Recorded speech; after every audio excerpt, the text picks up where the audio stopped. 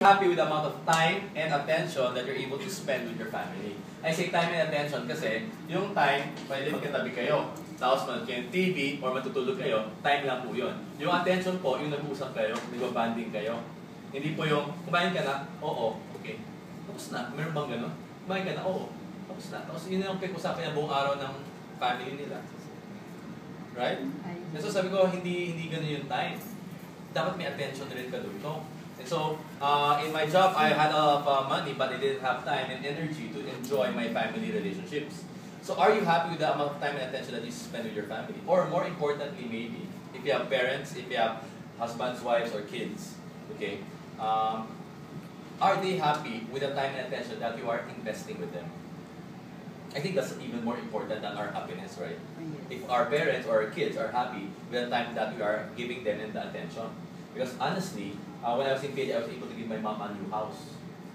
But I didn't give her enough attention, so we always clash. Kasi I was always impatient eh. Diba? And so dahil wala akong patience, laki na nagkatalo. So sabi ko, hindi naman yata yung gusto kong relationship sa nanay ko na may regalo nga ako sa kanyang bahay, pero lagi naman kayong tatalo. Bakit ganun nangyari? Nung sarap ko siya nabigyan ng bahay, lahat pa kami katalo dahil nagkipago na ako, dahil naging manager na ako.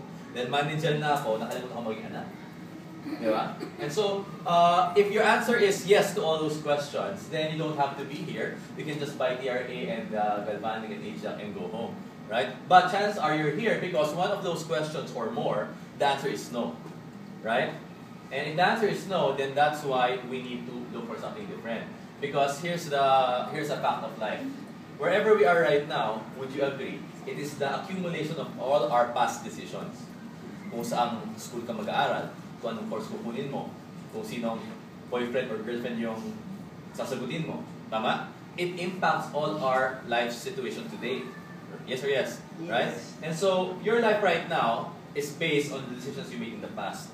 So the question right now is this: are you happy with your life right now? Because if you are, that means your decisions in the past are right, perfect, no problem. But if you're not happy right now with one area of your life or another, then maybe, don't you think, it's about time to qualify or upgrade the quality of our decisions?